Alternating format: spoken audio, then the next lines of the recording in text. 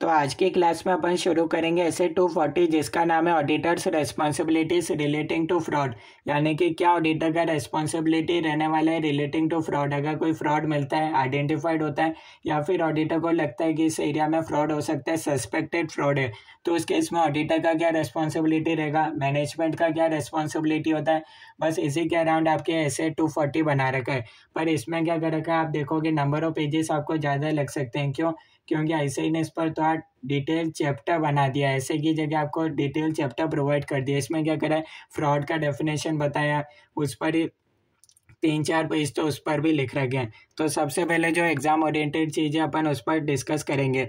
आगे फ्रॉड का मीनिंग क्या होता है, सबसे पहले ये अपन समझते हैं। ये क्या होता है कि इंटेंशनल एक्ट होता है, यानी कि कोई जानबूझ के करने वाला है। Intentional act to obtain illegal advantage, आप किसी थर्ड पार्टी को नुकसान पहुंचा के आप क्या करना चाह रहे हो, इलीगल एडवांटेज ऑब्टेन करना चाह रहे हो, तो उसको अपन बोलेंगे फ्रॉड। फ्रॉड में भी defined as an intentional act by one और मोर इंडिविजुअल्स अमंग मैनेजमेंट के बीच हो सकता है, TCWG एम्प्लॉइज और third parties involving the use of deception to obtain an unjust और इलीगल एडवांटेज। यानी कि आप किसी एक पार्टी को नुकसान पहुंचा के आप अपने लिए आप इलीगल एडवांटेज ऑब्टेन कर रहे हो, इसको अपन बोलेंगे फ्रॉड। अच्छा, एग्जाम में आपसे डेफिनेशन तो पूछने से रहे, क्योंकि ये सेम कंटेंट सी एंटर के भी अंदर दे रखा है। तो यहाँ क्या, जो इस ऐसे का कोर पार्ट है वही एग्जाम रिलेवेंट चीज़ है, तो उस पर अपन ज़्यादा टाइम डिवोट करेंगे। अननेसेसरी जो चीज़ अपने लिए रिलेवेंट नहीं उस पर ज़्यादा टाइम फोकस नहीं करेंगे। तो इसलिए अपने पास सबसे पहले टॉपिक आता है टाइप्स ऑफ फ्रॉड। मीनिंग मैंने आपको बता दिया, सिर्फ आपको समझने याद करने की जरूरत नहीं है डेफिनेशन। टाइप्स ऑफ फ्रॉड में आपको दे रखा है, 2 टाइप्स के फ्रॉड होते हैं। एक होता है फ्रॉडुलेंट फाइनेंशियल रिपोर्टिंग। इसके अंदर क्या होता है, फ्रॉडुलेंट तरीके से फाइनेंशियल रिपोर्ट को बनाकर प्रेजेंट करना, जैसे कि मैनिपुलेशन ऑफ अकाउंट्स के अंदर आप क्या कर रहे हो, कुछ मैनिपुलेशन कर रहे हो। फाइनेंशियल स्टेटमेंट्स को गलत तरीके से प्रेजेंट करना, फॉर एग्जांपल रेवेन्यू को आप बहुत ज़्यादा बढ़ा रहे हो या कम दिखाना चाह रहे हो, या फिर आप क्या कर रहे हो, अकाउंटिंग पॉलिसी को इस तरीके से फॉलो कर रहे हो कि जो आपका ऑब्जेक्टिव है वो अचीव हो रहा है। यानी कि आपका ये टारगेट है कि आपको बैलेंस शीट में ये दिखाने नंबर्स, आप क्या कर रहे हो उस हिसाब से अकाउंटिंग पॉलिसी के अंदर ही चेंजेस करके वो फॉलो कर रहे हो, ओमिशन कर रहे हो, कोई ट्रांजेक्शन को रिकॉर्ड ही नहीं किया आपने।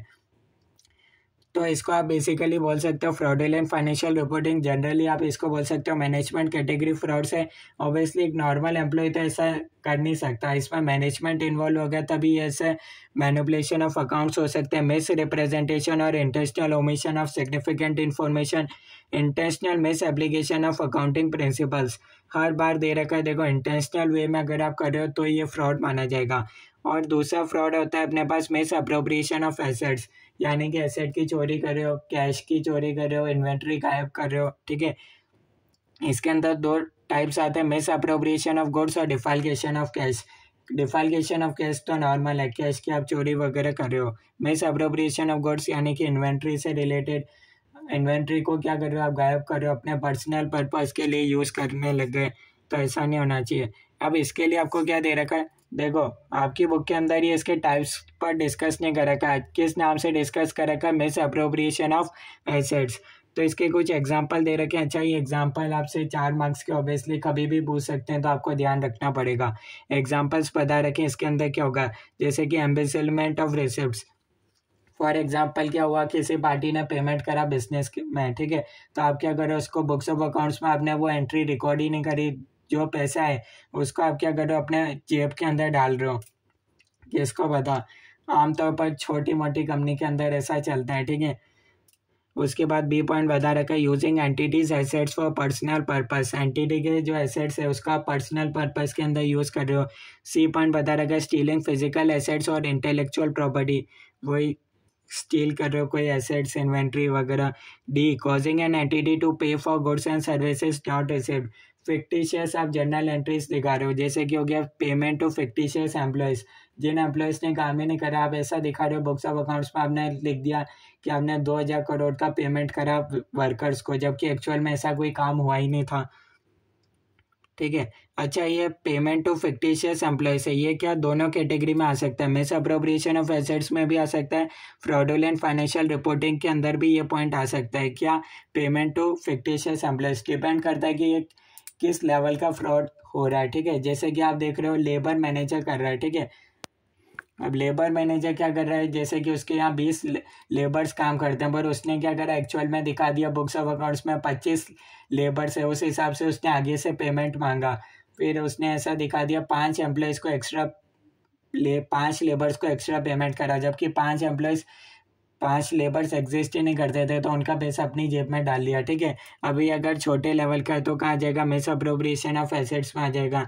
और अगर आप मान सकते हो पूरा किसी ने बैलेंस शीट के ऑब्जेक्टिव से कर रखा है, यानी कि किसी ने पूरा ये दिखा दिया कि 2000 करोड़ का फिक्टिशियस एम्प्लॉयज़ को पेमेंट हुआ, ठीक है, बड़े लेवल पे हो रहा है, तो कहाँ जाएगा, फ्रॉडुलेंट फाइनेंशियल रिपोर्टिंग में आ जाएगा। ठीक है, तो ये आपको कुछ कॉमन पॉइंट्स बता रखे हैं, आपको ये याद करने पड़ेंगे। और आपसे एमसीक्यू केस स्टडी में भी पूछ सकते हैं, केस स्टडी दे देंगे, उसमें आपको पूछेंगे इन चारों में से कौन सा ऑप्शन रहेगा। इसका मैं आपको एक क्वेश्चन भी करवा दूंगा। ठीक है, सबसे पहले अपन पढ़ते हैं note number 2। Fraud can be committed by management by overriding of controls. This में include the following techniques. Management क्या कर सकता है, कंट्रोल्स को ओवरराइड करने के लिए इन टेक्निक का यूज़ कर सकता है। देखो, ऐसा नहीं है कि अगर ये चीज़ें हुई है तो फ्रॉड हुआ है, ऐसा कंक्लूड नहीं कर सकता ऑडिटर, पर आमतौर पर ऐसी टेक्निक को यूज़ करता है मैनेजमेंट फ्रॉड करने के लिए। कॉमन पॉइंट्स बता रखे हैं, सिम्टम्स बता रखे हैं, आप यूँ समझ सकते हो। पहला, recording fictitious journal entries near the balance sheet date, ये सबसे कॉमन पॉइंट है। बी पॉइंट बता रखा है, inappropriately adjusting assumptions, changing judgements, आप बार बार अपना प्रोविज़न का अमाउंट चेंज कर रहे हो। ठीक है, सी पॉइंट बता रखा है, ओमिटिंग, एडवांसिंग और डिलेइंग रिकॉग्नाइजेशन, या तो आप अर्ली रिकॉग्नाइजेशन कर रहे हो रेवेन्यू का, या फिर कोई एक्सपेंस आप उसको रिकॉग्नाइज ही नहीं कर रहे हो, ओमिट कर सकते हो। डी पॉइंट बता रखा है, कंसीलिंग और नॉट डिस्क्लोजिंग फैक्ट्स, कोई इंपॉर्टेंट पॉइंट्स आपने डिस्क्लोज ही नहीं करा, जैसे कि सब्सिक्वेंट इवेंट से रिलेटेड हो सकता है। ई पॉइंट बता रखा है, एंगेजिंग इन कॉम्प्लेक्स ट्रांजेक्शन्स, वो मैंने आपको बताया था ना, जैसे कि आप क्या कर रहे हो, आपको फंड रोटेट करना है, तो कंपनी 1 क्या कर रही है, कंपनी 2 को पैसा दे रही है, कंपनी 2 किस में पैसा दे रही है, कंपनी 3 के अंदर इन्वेस्ट कर रही है। फिर क्या हो रहा है, अल्टीमेटली कंपनी 1 इस कंपनी के अंदर इन्वेस्ट करना चाहती थी, पर ये क्या हो रहा है, इनडायरेक्ट वे में हो रहा है, तो ऐसा भी नहीं होना चाहिए। एफ पॉइंट बता रखा है, अल्टरिंग टर्म्स एंड रिकॉर्ड्स, आप अपने बार बार चेंज कर रहे हो टर्म्स एंड कंडीशंस, तो उसका जस्टिफाइड रीज़न है तो चलेगा, पर ऑडिटर को ये बता रहा है कि अगर ऐसे सिम्टम्स दिखते हैं तो ऑडिटर को देखना चाहिए कि मैनेजमेंट इन चीज़ों का यूज़ कर सकता है फ्रॉड कमिट करने के लिए। अब एग्जाम में कौन सा क्वेश्चन आएगा, एक बार आप ये पढ़ लो पॉइंट्स, उसके बाद मैं आपको बताता हूँ कैसा क्वेश्चन आपको देखने को मिलने वाला है। कि आ जाइए इधर, एक एग्जाम का क्वेश्चन अपन देख लेते हैं इसमें से। ये रहा, डी क्वेश्चन पढ़ सकते हैं। हॉनेस्ट लिमिटेड ने क्या करा है, entered into a transaction of 5 March 2013 near year and. सबसे पहला सिम्टम बता दिया, ईयर एंड पे हुआ है।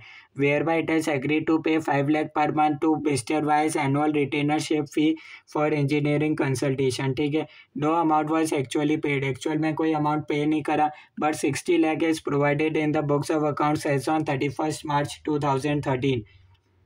Your inquiry elicits a response that need-based consultation was obtained round the year, but there is no documentary or other evidence of receipt of a service. यानी कि आपने ऐसे बुक्स ऑफ अकाउंट्स में क्या करा, फर्जी पेमेंट दिखा दिया, तो ये कौन सी कैटेगरी का फ्रॉड है, सबसे पहले तो ये आपको देखना है।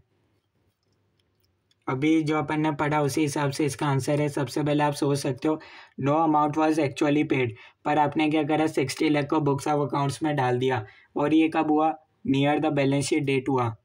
तो अब आप इनमें से ढूंढ सकते हो कौन सा पॉइंट होगा। ठीक है, सबसे पहले तो ये आपको आइडेंटिफाई करना रहेगा, फ्रॉडुलेंट फाइनेंशियल रिपोर्टिंग है या मिस अप्रोप्रिएशन ऑफ एसेट्स है। तो यहाँ आपको सबसे पहले टेक्निक को आइडेंटिफाई करना है। देखो इसके अंदर क्या हुआ था, इसका आंसर होगा ऑप्शन है, recording fictitious journal entries near the balance sheet date, क्योंकि आपने क्या करा, ऐसी जर्नल एंट्री पास कर दी जो एक्चुअल में हुई नहीं थी, तो ये क्या हो गया, फिक्टिशियस जर्नल एंट्री से, जबकि आपने कोई एक्चुअल में पेमेंट करा नहीं था। यहाँ कोई जजमेंट से रिलेटेड नहीं है, रिकॉग्नाइजेशन से रिलेटेड नहीं, आपने कोई फैक्ट नहीं छुपाया, आपने क्या करा, फिक्टिशियस जर्नल एंट्री पास करी, कोई कॉम्प्लेक्स ट्रांजेक्शन नहीं था, कोई टर्म्स एंड कंडीशंस चेंज नहीं करे। तो आप इसका आंसर पढ़ सकते हो, क्या लिख रखा है, as per SA 240 fraud can be committed by management overriding controls using such techniques as recording fictitious journal entries particularly close to the end of accounting period, यहाँ साफ बता रखा है at the end of accounting period order to manipulate operating results और achieve other objectives, ठीक है। उसके बाद यहाँ आपको बता रखा है it is clear that company has pass fictitious journal entries near end to manipulate operating results. Also auditor inquiry elicited a response that need based consultation was obtained round the year but there is no documentary evidence, hence it is not acceptable। भाई आपके पास कोई documentary evidence है ही नहीं कि ऐसा कुछ आपने obtain करा था, तो आपको आइडेंटिफाई करना रहेगा। तो इस तरीके से आपको क्या दे रखे होंगे, ये fraud can be committed by management overriding of controls, this में इंक्लूड द फॉलोइंग टेक्निक्स। इस तरीके से आपको पूछेंगे आखिर उन्होंने कौन सी टेक्निक का यूज़ करा, ठीक है। एग्जाम में इसी के अराउंड आपसे क्वेश्चन पूछेंगे, ठीक है। ये तो आपको क्या कर रखे थे, एग्जाम्पल्स बता रखे थे, ऐसे और भी एग्जाम्पल्स हो सकते हैं, ठीक है। तो ये जस्ट एग्जाम्पल्स है, आपको आंसर किधर ढूंढना पड़ेगा, इसमें से ढूंढने पड़ेंगे। ये क्या टेक्निक्स है, ठीक है। तो कन्फ्यूजन मत हो जाना कि एग्जाम्पल्स में ढूंढने बैठो, आपको टेक्निक्स में से आंसर ढूंढना पड़ेगा। वो तो जस्ट एग्जाम्पल्स बता रखें कि इस तरीके से हो सकता है मिस अप्रोप्रिएशन ऑफ एसेट्स, आपके समझने के हिसाब से। बाकी यहाँ टेक्निक्स कौन कौन सी टेक्निक यूज़ करते हैं ये आपको बता रखें, 6 टेक्निक्स है। उसके बाद सेकंड पॉइंट आता है अपने पास responsibilities of auditor regarding frauds while auditing the financial statements. तो उसके बाद अपने पास सेकंड पॉइंट है ऑडिटर को कौन कौन से रेस्पॉन्सिबिलिटीज रहेंगे while auditing the financial statement. सबसे पहले ऑडिटर का प्राइमरी रेस्पॉन्सिबिलिटी क्या है, the primary responsibility for prevention and detection of frauds rest with both TCWG and management. देखो सबसे पहले जिम्मेदारी तो TCWG एंड मैनेजमेंट की बनती है कि वो फ्रॉड को प्रिवेंट करें, फ्रॉड होने ही नहीं दें, और अगर हो गया तो उसको टाइमली बेसिस पर डिटेक्ट हो जाना चाहिए, और डिटेक्ट हो गया तो करेक्ट बेसिस पर करेक्टिव एक्शंस लेने चाहिए। सबसे पहले प्राइमरी रेस्पॉन्सिबिलिटी किसका है, TCWG एंड मैनेजमेंट। ऑब्वियसली जिसकी कंपनी है सबसे पहले तो उसकी जिम्मेदारी है कि कोई भी फ्रॉड होना नहीं चाहिए। They should create a culture of honesty and ethical behaviour. उनको पूरे रूल्स एंड रेगुलेशंस बनाने चाहिए कि अगर कोई फ्रॉड हो भी गया तो उसके खिलाफ स्ट्रिक्ट एक्शन लिया जाएगा। उसके बाद ऑडिटर का क्या काम है, ऑडिटर का as per SA 200 the overall objective is to obtain reasonable assurance. Auditor को सिर्फ रीजनेबल एश्योरेंस ऑब्टेन करना पड़ता है। Due to inherent limitations there is an unavoidable risk that some misstatements will not be detected even if audit is properly planned and perform. अब अगर obviously अगर fraud किसने, management and TCWG ये सारे लोग ही अगर उसमें इन्वॉल्व होंगे तो ऑब्वियसली ऑडिटर उसको डिटेक्ट नहीं कर पाएगा। अगर auditor proper planning and perform तरीके से भी ऑडिट करे तो भी उसके लिए क्या है, एक इनहेरेंट लिमिटेशंस होता है कि वो हर एक चीज़ को डिटेक्ट नहीं कर सकता, हर एक मिसस्टेटमेंट ढूंढने नहीं बैठ सकता। This case more in case of management fraud than employee fraud. देखो अगर मैनेजमेंट ही इन्वॉल्व है तो उसको ढूंढना कहीं ना कहीं थोड़ा सा ऑडिटर के लिए मुश्किल काम हो सकता है। अब अगर एम्प्लॉय ने करा होगा तो सबसे पहले तो उसको मैनेजमेंट आइडेंटिफाई कर सकता है, मैनेजमेंट ही नहीं करा तो TCWG कर सकता है, TCWG नहीं कर पाया तो ऑडिटर कर सकता है। तो एम्प्लॉय फ्रॉड को डिटेक्ट करना काफ़ी आसान रहता है। Risk of fraud is higher than risk of error. Obviously error क्या होता है, अनइंटेंशनल वे में हो सकता है, फ्रॉड क्या होता है पूरा प्रॉपरली डिजाइंड होता है। Auditor is responsible for maintaining an attitude of professional scepticism throughout the audit. Auditor को क्या प्रोफेशनल स्केप्टिज्म यानी कि अलर्ट केयरफुल होकर ऑडिट करना चाहिए, उसको कहीं भी ऐसा सस्पिशियस ट्रांजैक्शन मिले तो उसको डिटेल में चेकिंग करना चाहिए। यहाँ तक कोई डाउट है तो आप बता सकते हो, क्योंकि इसमें क्या हो सकता है, अब अगर मैनेजमेंट यही लोग ही इन्वॉल्व है तो ये क्या कर सकते हैं, कैपिटल एक्सपेंडिचर को क्या दिखा सकते हैं, रेवेन्यू एक्सपेंडिचर कर दिखा सकते हैं, या फिर क्या कर सकते हैं जैसे साल इनको क्या करना होगा, रेवेन्यू एक्सपेंडिचर को ये कैपिटल एक्सपेंडिचर में भी डाल सकते हैं। तो इनको डिपेंड करता है प्रॉफिट ज़्यादा दिखाना है बहुत कम दिखाना है। हो सकता है कि आप प्रॉफिट लगातार हाई शो कर सकते हैं ताकि मार्केट के अंदर उनकी वैल्यू मेंटेन रहे, ठीक है। तो उसके बाद अपने पास नेक्स्ट पॉइंट आता है following factors will affect the auditor's ability to detect a fraud. अब ये डिपेंड करता है कि आखिर फ्रॉड किस तरीके से हुआ है। स्किलफुलनेस ऑफ अ परपिट्रेटर, सबसे पहले तो ये देखा जाएगा जिसने फ्रॉड करा आखिर उसने कितना स्किल वे में करा है, ठीक है। देखो अब फ्रॉड होगा तो क्या होगा, जैसे कि फॉर एग्जांपल बैलेंस शीट में मान लो इन्वेंट्री, ठीक है। अब अगर इन्वेंट्री के अंदर कुछ भी नंबर्स बहुत ज़्यादा या कम हुआ तो ऑडिटर क्या करेगा, नॉर्मल वे में लास्ट ईयर का बैलेंस शीट देखेगा, इन्वेंट्री यहाँ से चेक कर लेगा। यहाँ से वो क्या करेगा, जब ऐसे 520 में जाएगा, कंपेयर करेगा, अपने स्टैंडर्ड कोस्टिंग पढ़ा होगा तो उसमें वो वेरिएंस इजीली आइडेंटिफाई कर लेगा और इससे इजीली फ्रॉड डिटेक्ट हो सकता है। लास्ट ईयर इन्वेंट्री का इतना नंबर था, इस साल इतना ज़्यादा नंबर कैसे बढ़ गया, तो ऑडिटर इजीली डिटेक्ट कर पाएगा। पर समझो जिसने फ्रॉड करा है उसने क्या करोगे, अगर हर एक चीज़ के अंदर ही उसने फ्रॉड का मतलब थोड़ा थोड़ा इफेक्ट डाला होगा, तो उस केस में ऑडिटर के लिए क्या रहेगा, थोड़ा सा हार्ड रहेगा आइडेंटिफाई करना। क्योंकि अब क्या होगा, हर एक चीज़ के अंदर हर एक चीज़ में क्या होगा, जिस भी पर्सन ने फ्रॉड करा है उसने इतना स्किलफुल वे में करा है, तो उसने क्या करा, हर वे में इफेक्ट डाला है, हर एरिया के अंदर इफेक्ट डाला है, ताकि ऑडिटर उसको इजीली आइडेंटिफाई कर ही नहीं सके। अब ऑडिटर क्या करेगा, इन्वेंट्री का उसको नंबर बढ़ा हुआ दिखेगा, फिर वो क्या देखेगा, पीपी उसका भी नंबर बढ़ा हुआ दिखेगा, तो हो सकता है ऑडिटर ये सोचेगा कि इस साल एंटिटी का रेवेन्यू ये सब बढ़ गया, तो इसलिए ये सारे एक्सपेंस वगैरह ये सब भी बढ़ गए। तो इसलिए ये बता रखा है, अगर फ्रॉड जितना प्रॉपर प्लानिंग वे में होगा तो उतना ही मुश्किल होगा ऑडिटर को डिटेक्ट करने के लिए। Frequency and extent of manipulation बता रखा है, ये डिपेंड करता है कि किस एरिया के अंदर करेगा। ऑब्वियसली अगर एक एरिया में कर रखा है तो ऑडिटर इजीली वेरिएंस एनालिसिस के थ्रू आइडेंटिफाई कर लेगा। डिग्री ऑफ कॉल्यूशन इन्वॉल्व, क्या मैनेजमेंट, TCWG ये लोग भी फ्रॉड के अंदर इन्वॉल्व है क्या। Relative size of individual amounts manipulated, छोटे 10 रुपये के फ्रॉड करे, ऐसे 10 बार कर दिए, ठीक है, साल में 10 बार कर दिए, तो ऑब्वियसली ऑडिटर इनको मुश्किल से पहचान पाएगा। फॉर एग्जांपल दिया 10 रुपये का, 100 रुपये का भी हो सकता है, उसको हर महीने कर रखा है, तो छोटे अमाउंट के बार बार कर रखे हैं, तो उसको भी ऑडिटर को ढूंढने में मुश्किल आएगी। Seniority of individuals involve, obviously company के की मैनेजमेंट ही इन्वॉल्व है, फॉर एग्जांपल जैसे कि सत्यम कंपनी के जैसे, तो फिर ऑडिटर को फ्रॉड ढूंढने में और मुश्किल हो सकता है।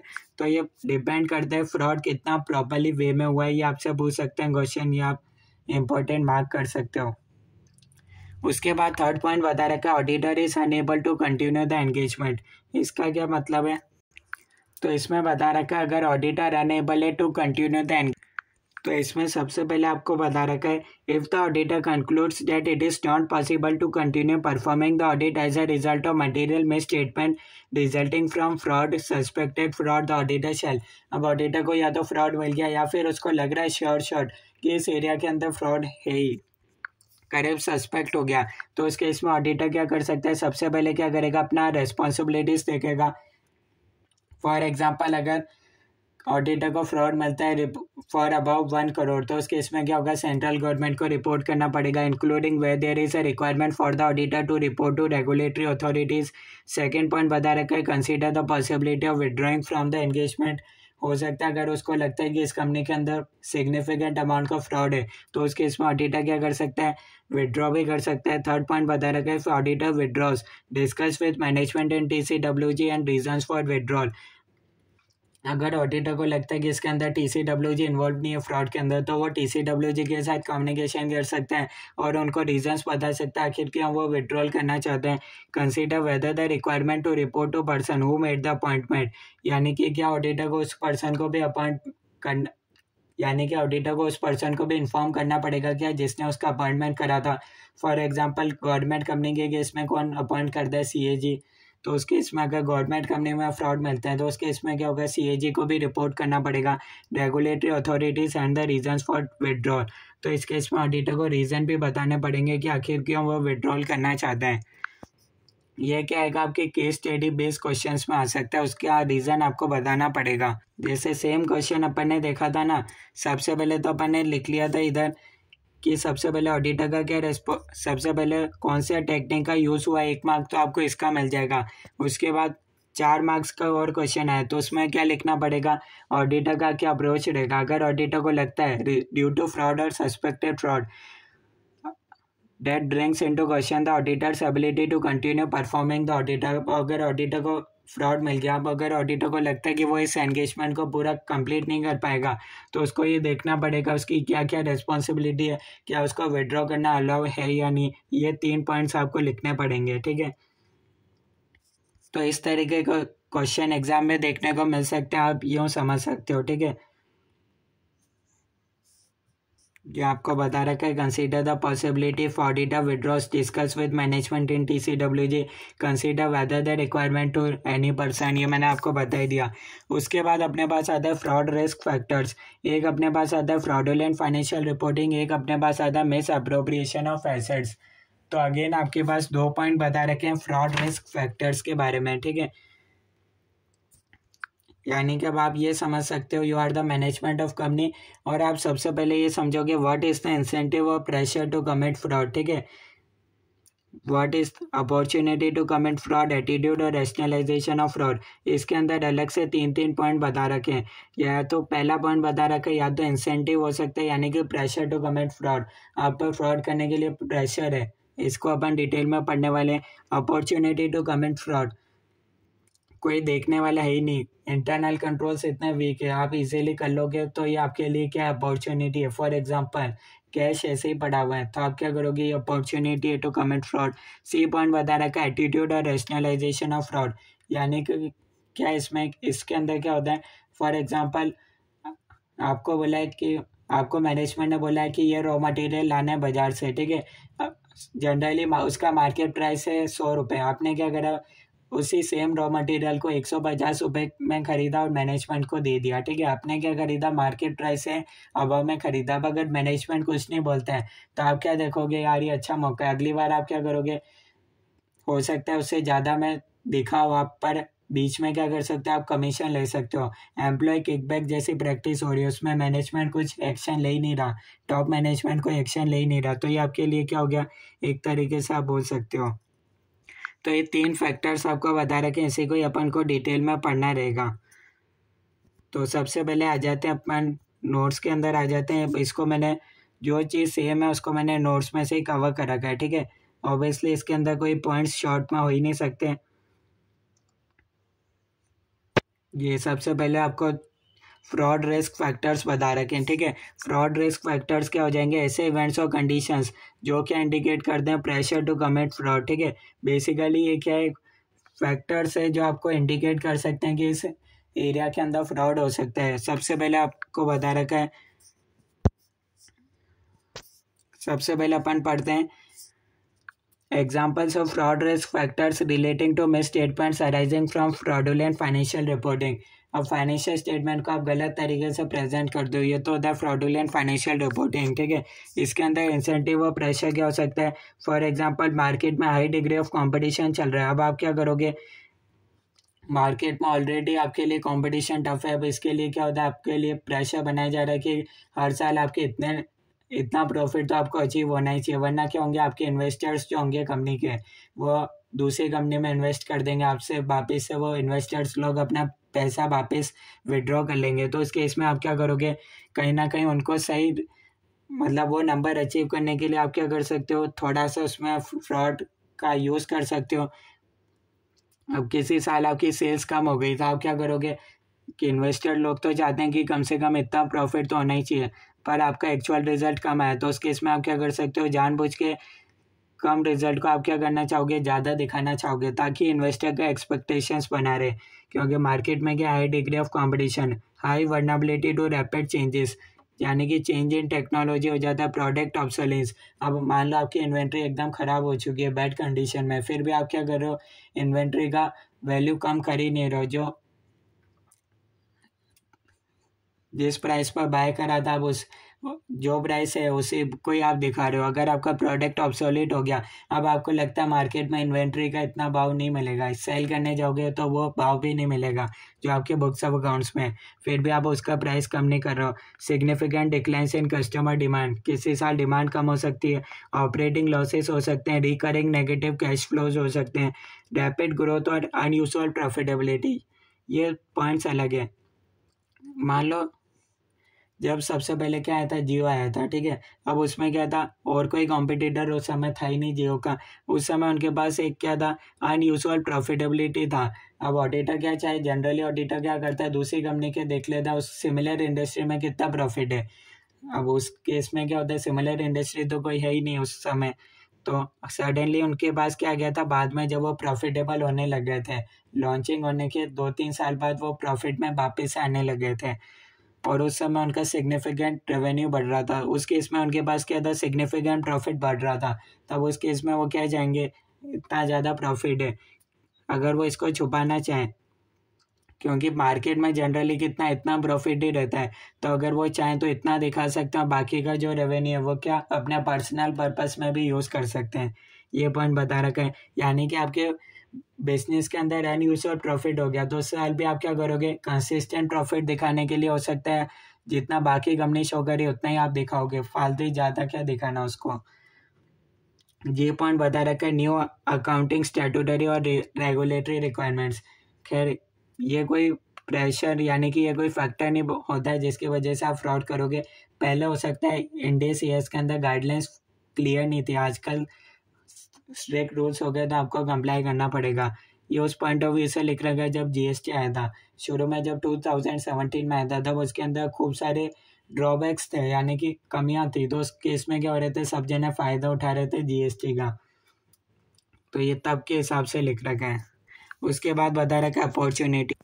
तो बेसिकली सबसे पहले तो ये समझो आखिर फ्रॉड रिस्क फैक्टर्स है क्या।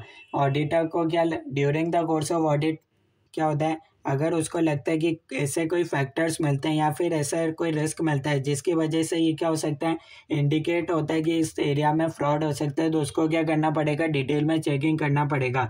अब अगर ऐसे ट्रांजैक्शन है तो इसका मतलब ये नहीं कि 100% फ्रॉड है, ऐसा हो सकता है कि इस एरिया में फ्रॉड हो सकता है। ठीक है, ये सिर्फ आपको एक फैक्टर्स बता रखे, इंडिकेटर्स बता रखे हैं। ठीक है, बी पॉइंट बता रखा opportunities.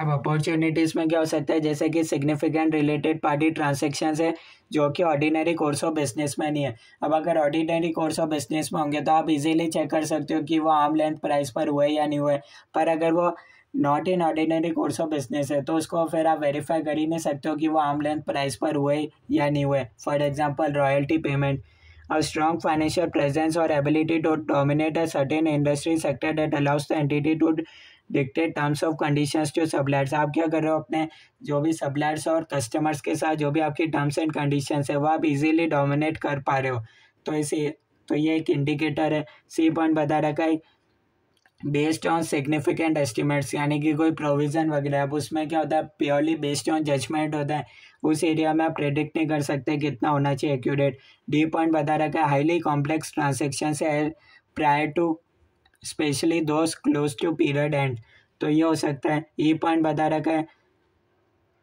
significant operations located or conducted across international borders in jurisdictions where different business environment and culture exist।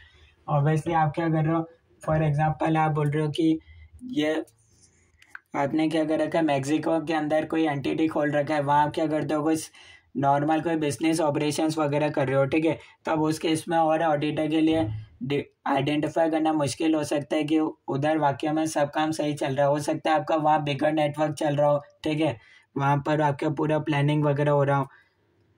F point बता रखा है सिग्निफिकेंट बैंक अकाउंट्स और subsidiary branch operations in tax haven jurisdictions. अब देखो tax आप पूरा department को clear cut अपने नंबर्स बता नहीं रहे हो, तो क्या वो भी फ्रॉड है? हाँ, वो फ्रॉड की डेफिनेशन में आता है। देखो क्यों, क्योंकि वो क्या एक इंटेंशनल एक्ट है। आप क्या कर रहे हो, किसी थर्ड पार्टी को नुकसान पहुंचा के आप क्या कर रहे हो, इलीगल एडवांटेज ऑब्टेन कर रहे हो, तो कहीं ना कहीं फ्रॉड की डेफिनेशन के अंदर तो वो वाली चीज़ें भी आती है। ठीक है, ये वही बात बता रखा है। आप क्या कर रहे हो, टैक्स हेवन कंट्रीज़ के अंदर कहीं ना कहीं अपना प्रॉफिट डाइवर्ट कर रहे हो। आप किसी भी फॉर्म में आप कर सकते हो, जैसे कि रॉयल्टी पेमेंट कर रहे हो, वहाँ रॉयल्टी पेमेंट कर रहे हो डायरेक्टर्स को। ठीक है, तो आप कहीं ना कहीं क्या कर रहे हो, आपकी कंपनी इंडिया के अंदर है पर जो कंपनी का डायरेक्टर है वो यूएस में आता, तो आप क्या कर रहे हो, उस प्रॉफिट यहाँ से निकालने के लिए आप क्या कर रहे हो, रॉयल्टी पेमेंट कर रहे हो टू यूएस डायरेक्टर, तो कहीं ना कहीं आप क्या कर रहे हो, प्रॉफिट को डाइवर्ट कर रहे हो फॉर टैक्स। उसके बाद सी पॉइंट बता रखा है एटीट्यूड्स और रैशनलाइजेशंस। अब इसके अंदर आपको बता रखा है एटीट्यूड्स और रैशनलाइजेशन। इसका सबसे पहला पॉइंट बता रहा है कम्युनिकेशन इम्प्लीमेंटेशन सपोर्ट और एनफोर्समेंट ऑफ एंटिटीज वैल्यूज और एथिकल स्टैंडर्ड्स बाय मैनेजमेंट और the communication of inappropriate values और ethical standards that are not effective.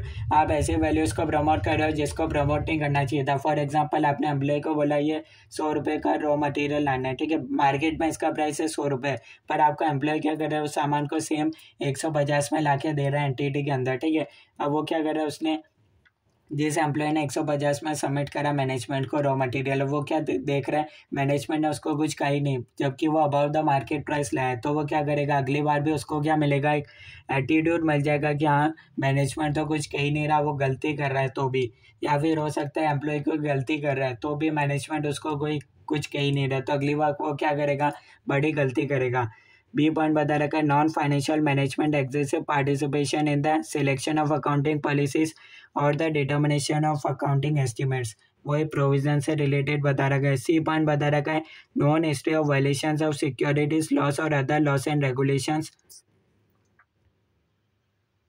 अब इसमें क्या बता रखा है, जैसे कि TCWG इन पर ऑलरेडी कोई फ्रॉड से रिलेट, अब क्या है, जैसे कि इस एंटिटी ने पहले भी फ्रॉड कर रखा है, तो ये क्या है, तो उस समय किसी ने कोई स्ट्रिक्ट एक्शन लिया ही नहीं, तो हो सकता है इस बार वो और बड़ा करें, ठीक है। पहले उन्होंने छोटे अमाउंट का फ्रॉड करा हो, फिर हो सकता है किसी ने कुछ कहा ही नहीं हो, तो वो क्या करेंगे, अल्टीमेटली और बड़ा कर सकते हैं।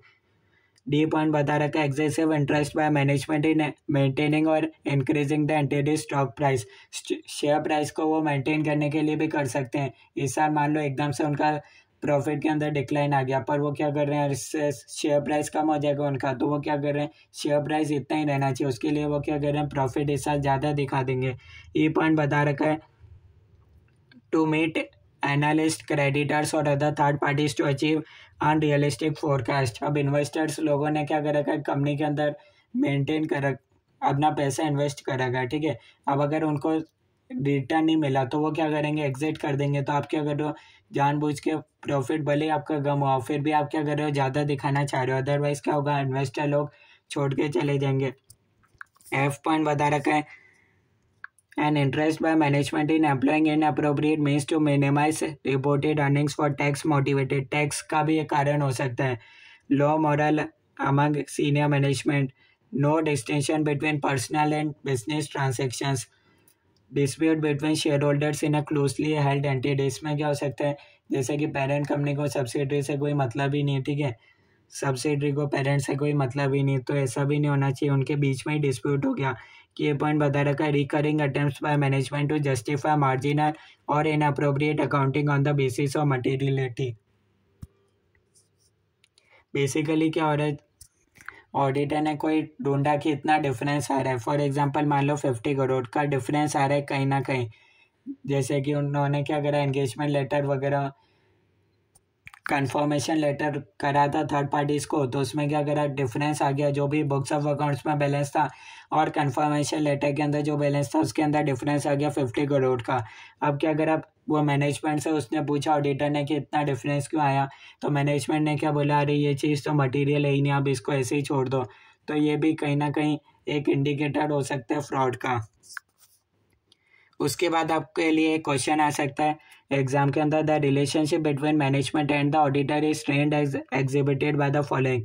अब हो सकता है मैनेजमेंट ही ऑडिटर को परेशान करे, फॉर एग्जांपल उनके बीच में डिस्प्यूट हो रहा है या फिर unreasonable demand on the auditor. Management क्या बोल रहा है कि 2 महीने के अंदर 15 दिन के अंदर ऑडिट कंप्लीट हो जाना चाहिए, तब 15 दिन के अंदर ऑडिट कंप्लीट हो ही नहीं सकता, उसकी इसमें क्या है, ये एक अनरीजनेबल डिमांड है। थर्ड पॉइंट बता रखा है restrictions on the auditor, management अपने डॉक्यूमेंटेशन वगैरह ऑडिटर को दे ही नहीं रहा। फोर्थ पॉइंट बता रखा है dominating management behaviour in dealing with the auditor, जब भी ऑडिटर मैनेजमेंट से पूछता है कि तो मैनेजमेंट उसकी बात को इग्नोर कर देता है। तो ये आपको बता रखा है कहीं ना कहीं ये फैक्टर्स भी हो सकते हैं। ये 4 मार्क्स का क्वेश्चन आ सकता है, आप इसको इम्पोर्टेंट मार्क कर सकते हो। बिटवीन मैनेजमेंट एंड ऑडिटर, अगर उनके बीच में रिलेशनशिप सही नहीं है तो ऐसा भी नहीं होना चाहिए। उसके बाद आपको एग्जांपल्स बता रखे फ्रॉड रिस्क फैक्टर्स के। अब यहाँ कहाँ दे रखे मिस अप्रोप्रिएशन ऑफ एसेट से रिलेटेड होंगे। सेम पॉइंट आएंगे इंसेंटिव प्रेशर, बी पॉइंट होगा अपॉर्चुनिटी, सी पॉइंट होगा एटीट्यूड एंड रेशनलाइजेशन। पहला क्या हो सकता है, फ्यूचर एम्प्लॉय ले ऑफ्स, एम्प्लॉय को पता है कि यार वो अगले कल से तो वो आएंगी नहीं जॉब पर, उनकी नौकरी चली गई है। तो उस केस में क्या होगा, वो सोचेंगे यार लास्ट डे जो भी इन्वेंट्री स्टॉक वगैरह जो भी है तो उसको जितना चोरी कर सकते हैं कर लेते हैं, क्योंकि लास्ट कल से तो आना ही नहीं है। ठीक है, अगर ले ऑफ उनका हो रहा है तो रिसेंट और anticipated changes to employee compensation और बेनिफिट प्लान्स। अब इसमें क्या हो रहा है, जैसे कि वेव ऑफ, जैसे कि फॉर एग्जांपल मान लो कोविड-19 हो गया, इस केस में क्या हुआ, जो एम्प्लॉय की 15,000 सैलरी थी उसकी क्या कर दी, 7,000 सैलरी कर दी। तो अब इस केस में क्या होगा, उनको अगर डिससेटिस्फेक्शन है तो वो क्या कर सकते हैं, उनको एक मोटिव, उनके लिए क्या हो सकता है कि इंसेंटिव प्रेशर हो सकता है, क्योंकि ऑब्वियसली एम्प्लॉय के भी खर्चे उतने ही होंगे जितना वो पहले काम कर रहा था। अब उसकी एकदम से सैलरी रिड्यूस कर दी तो उस केस में क्या हो सकता है, उसके लिए एक प्रेशर हो सकता है या फिर आप बोल सकते हैं इंसेंटिव हो सकता है टू कमिट फ्रॉड। फिर उस केस में उसको जो मिलेगा फिर वो कहीं ना कहीं काम सही से नहीं करेगा, फ्रॉड का जहाँ भी उसको मिलेगा, कैश चोरी कर सकता है वगैरह। फ्यूचर एम्प्लॉय ले ऑफ का केस एक मैं आपको बता सकता हूँ, बड़ी कंपनी के अंदर क्या होता है, सीईओ की सैलरी देखोगे तो 100 करोड़ आपको इतनी देखने को मिलेगी। ठीक है, पर जब आप देखोगे जिस साल वो सीईओ वगैरह ये सब मिलके क्या करते हैं, 100 करोड़ सैलरी चार्ज करते हैं, सीईओ सीएफओ वगैरह हो गए, इन सब की सैलरी आप देखोगे 100 करोड़ उन्होंने चार्ज कर ली। और जबकि बाद में देखोगे उन्होंने क्या करा होगा, उसी साल 5,000 एम्प्लॉयज़ को, 10,000 एम्प्लॉयज़ को ले ऑफ करा होगा। तो कई बार ये भी क्वेश्चन मार्क आते हैं। सी पॉइंट बता रखा है, प्रमोशंस और other rewards inconsistent with expectations. Obviously उनको सेल्स का टारगेट दिया था कि इतना तो होना ही चाहिए, उनको इतना रिवॉर्ड मिलेगा, फिर बाद में वो क्या करने गए, मैनेजर से रिवॉर्ड मांगने गए।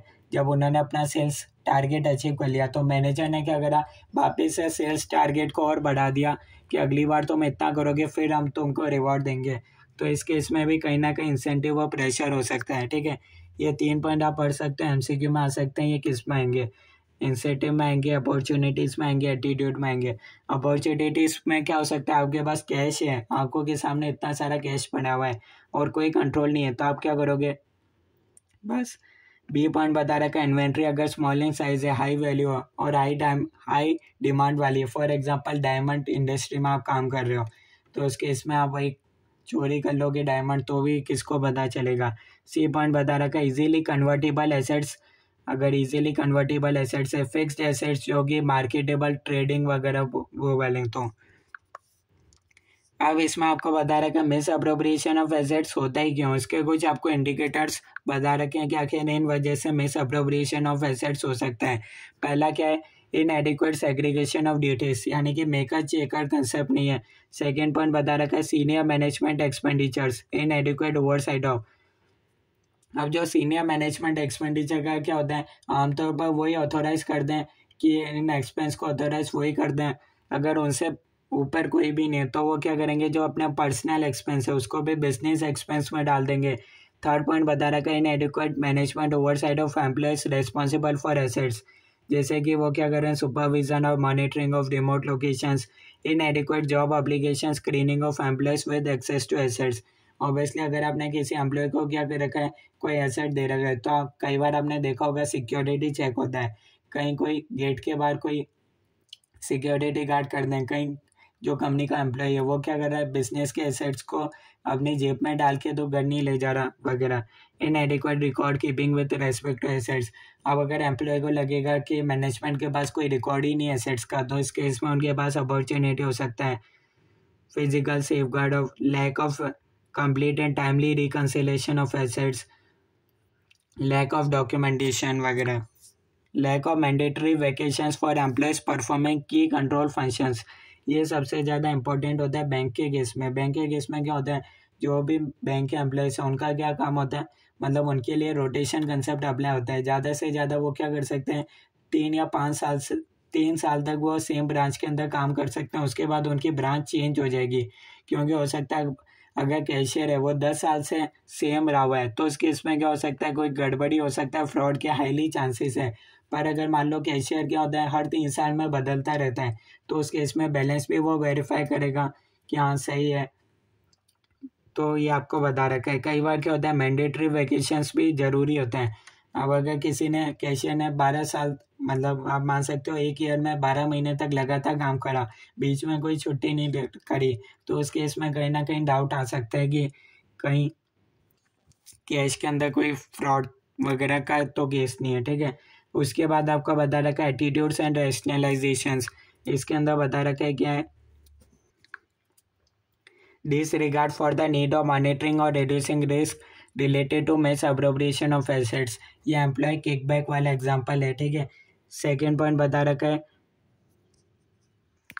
indicating displeasure or dissatisfaction with the entity or its treatment by the employees, tolerance of petty theft। अब अगर किसी एम्प्लॉय ने थोड़ा बहुत चोरी करा और मैनेजमेंट ने कोई एक्शन नहीं लिया, तो अगली बार वो क्या करेगा, उसके पास उसका ये एटीट्यूड बन जाएगा, वो अगली बार भी और चोरी कर लेगा, ठीक है। पहली बार क्या हुआ, उन्होंने टॉलरेंट कर लिया, ठीक है। देखो अपॉर्चुनिटी के अंदर क्या दे रखा था, अपॉर्चुनिटी में तो ये आपको दे रखा था आपके पास लार्ज अमाउंट ऑफ कैश है, पहली बार आप चोरी करने जा रहे हो, पर आपने क्या करा, पहली बार चोरी कर लिया, उसके बाद किसी ने कोई एक्शन नहीं लिया मैनेजमेंट ने, फिर आप वापस करोगे, तो ये आपका क्या बन जाएगा, एटीट्यूड बन जाएगा, ठीक है। या फिर इंटरनल कंट्रोल के अंदर कोई डेफिशिएंसी है, तो आप इसको इजीली बाईपास वगैरह कर सकते हो।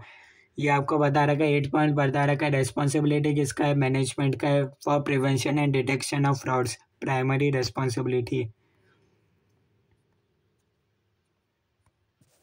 उसके बाद वापस अपन आ जाते हैं नोट्स के अंदर, तो ये अपना कंप्लीट होता है। रिलेशनशिप भी मैंने आपको बता दिया मैनेजमेंट और ऑडिटर के बीच में, और ये तीनों पॉइंट अपन देख चुके हैं, ठीक है। फ्रॉडुलेंट फाइनेंशियल रिपोर्टिंग के केस में अपन ये 3 पॉइंट देख चुके हैं, मिस अप्रोप्रिएशन ऑफ एसेट्स के अंदर अपन ये 3 पॉइंट देख चुके हैं। एमसीक्यू आने के हाईली चांसेस है, तो आप इसको बार बार रीड जरूर करना, इसलिए मैंने इसको नोट्स में कवर नहीं करा है, क्योंकि सेम चीज़ आपको एमसीक्यू वाइज पढ़ना पड़ेगा।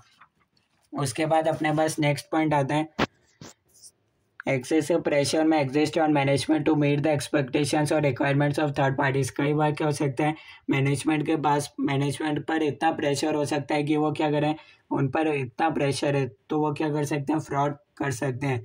उनके लिए ये इंडिकेटर्स बता रखे हैं। ऑडिटर को अगर ऐसे इंडिकेटर्स मिलते हैं, तो ऑडिटर को ये समझ जाना चाहिए कहीं ना कहीं मैनेजमेंट फ्रॉड के अंदर इन्वॉल्व हो सकता है या कर सकता है, उसके हाईली चांसेस हैं।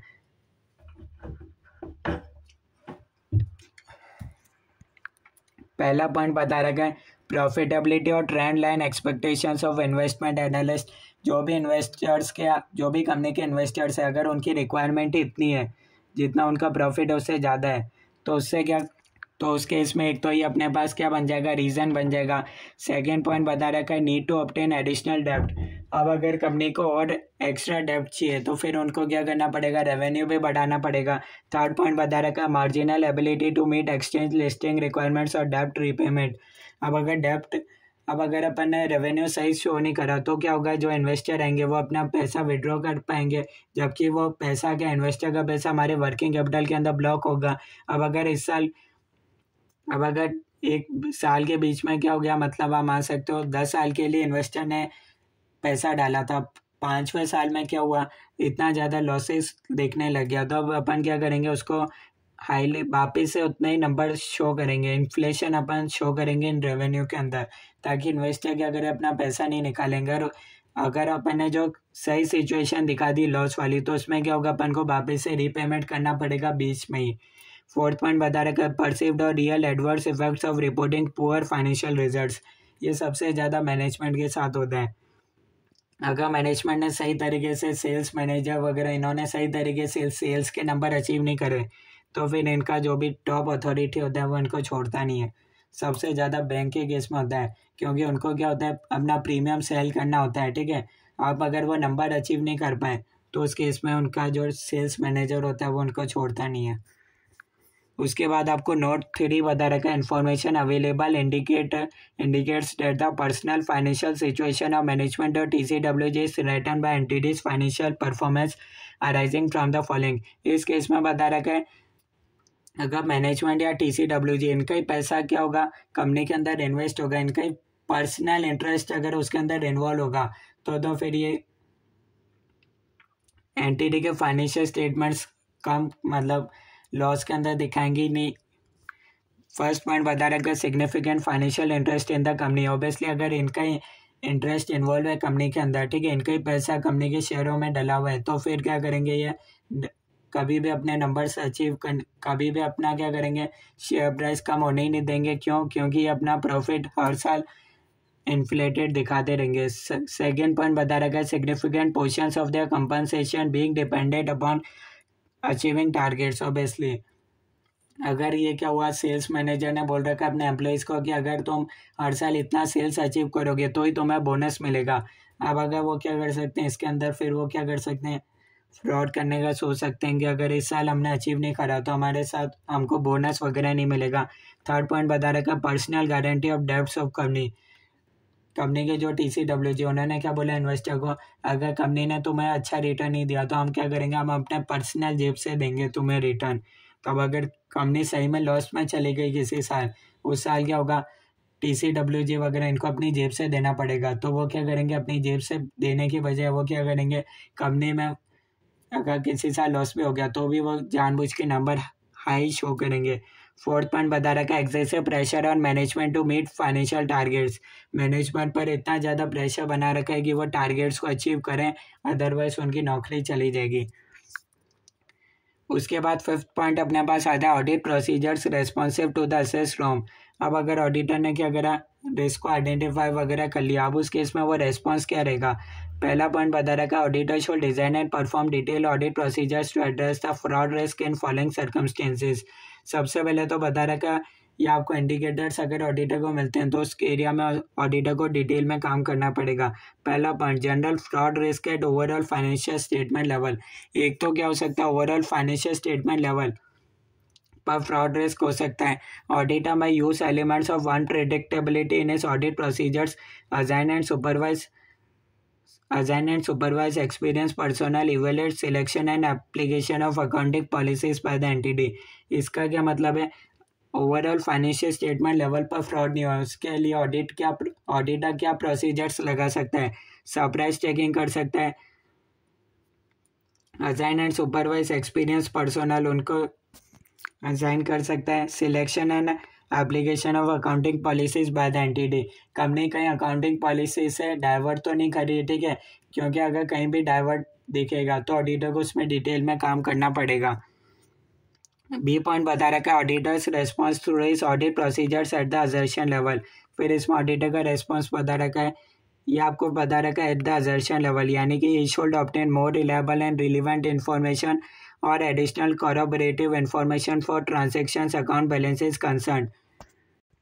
कॉरबोरेटिव इन्फॉर्मेशन क्या होता है, एडिशनल इन्फॉर्मेशन होता है, यानी कि आपको क्या करना है, कॉरबोरेटिव एविडेंस क्या करते हैं, यानी कि आप बोल सकते हो ये क्या करते हैं, सपोर्ट करते हैं, जो भी आपका प्राइमरी एविडेंस होता है उसको सपोर्ट करते हैं। फॉर एग्जांपल अब आपने देख लिया, फॉर एग्जांपल अगर आपको परचेज में देखना है तो इस केस में आप क्या करोगे, अगर एंटिटी के बुक्स ऑफ अकाउंट्स में ये इतने numbers of orders quantities and amount दिख रहा है कि इतने का परचेज हुआ था near the balance sheet date, तो अब इस केस में देखना पड़ेगा क्या एंटिटी ने इसके लिए इतना ही पेमेंट करा है, क्या इससे ज़्यादा तो पेमेंट नहीं कर दिया। हाँ ऑब्वियसली एडवांस पेमेंट हो सकता है, उस केस में ये भी देखना पड़ेगा क्या डिस्काउंट दिया क्या, अगर एडवांस पेमेंट दिया तो, क्योंकि नॉर्मली कोई भी एंटिटी एडवांस पेमेंट नहीं करती जब तक उसको डिस्काउंट नहीं मिले।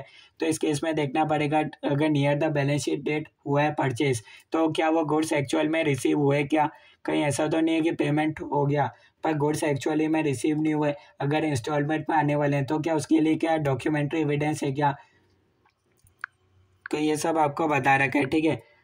अब उस केस में जैसे कि अपन देखते थे ट्रेड पेपर्स के केस में, उसमें अपन क्या करते थे, कॉरबोरेटिव इन्फॉर्मेशन में क्या करते थे, अपन उनसे कंफर्मेशन लेटर मांगते थे। अपन को बुक्स ऑफ अकाउंट्स में दिख रहे हैं ऑडिटर पूरे ऑडिट प्रोसीजर्स भी लगाएगा, पर उसी के साथ वो क्या कर सकता है, कंफर्मेशन लेटर कंफर्म कर सकता है थर्ड पार्टी से। तो उसके बाद सी पॉइंट अपने पास आता है audit procedures responsive to risk related to management override of controls. अब अगर मैनेजमेंट ओवरराइड ऑफ कंट्रोल्स करता है तो उस केस में ऑडिटर के लिए क्या रेस्पॉन्सिव ऑडिट प्रोसीजर्स होंगे। सबसे पहले तो वो क्या कर सकता है, test the appropriateness of journal entries and other adjustments made in the financial statements.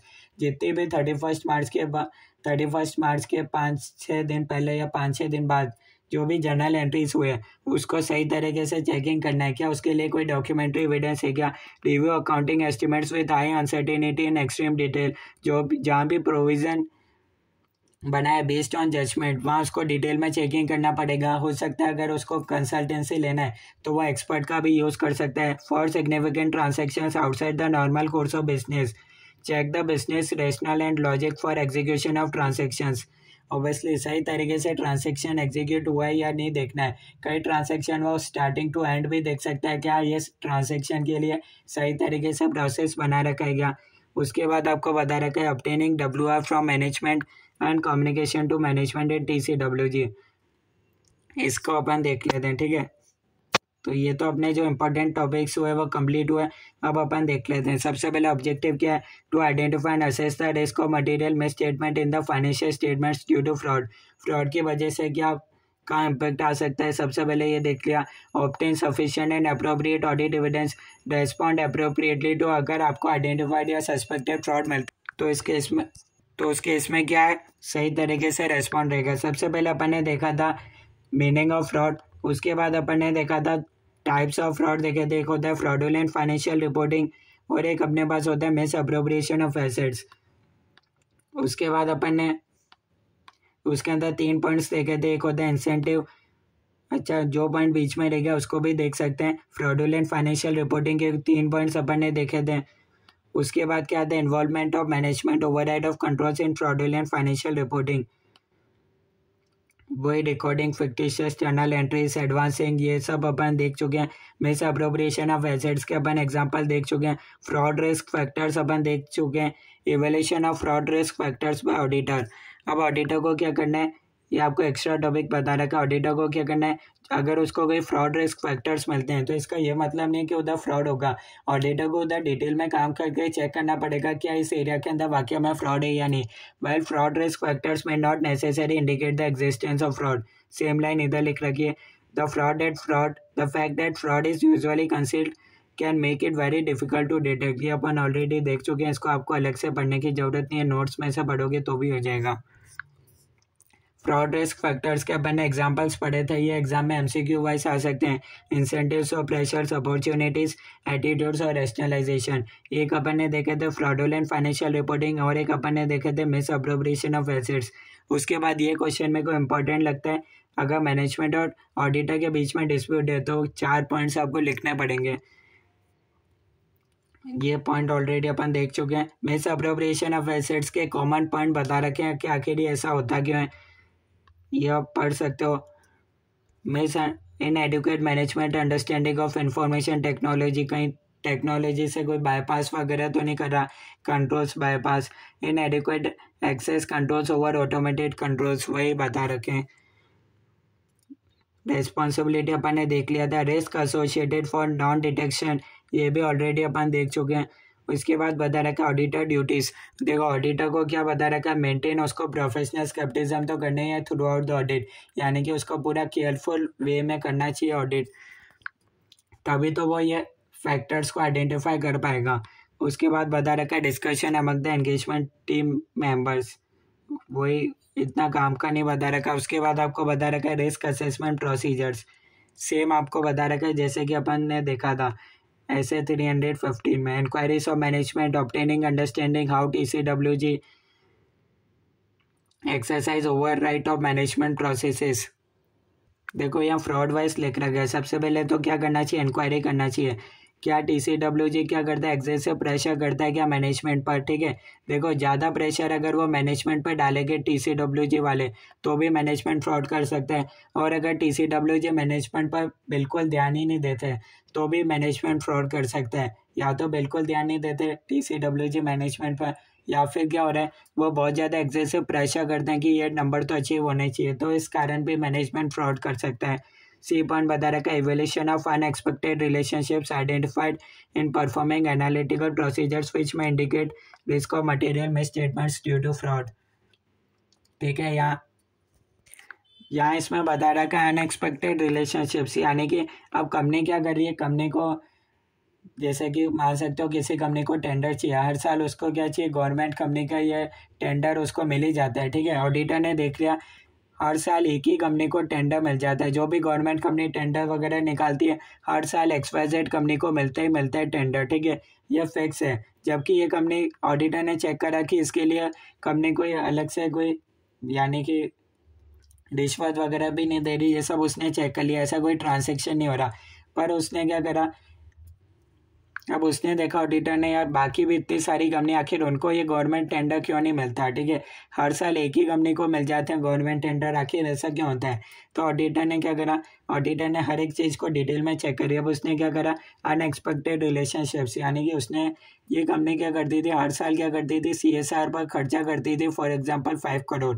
जब ऑडिटर ने इसके बारे में डिटेल में चेकिंग करा तो ऑडिटर ने पता चला कि ये कंपनी सही में 4 करोड़ जितना तो खर्चा करती थी, पर ये क्या करते थे, CSR के नाम पर 5 करोड़ का इनके बुक्स ऑफ अकाउंट्स में दे रखा है। एक्चुअल में खर्चा कितने करते थे, 4 करोड़।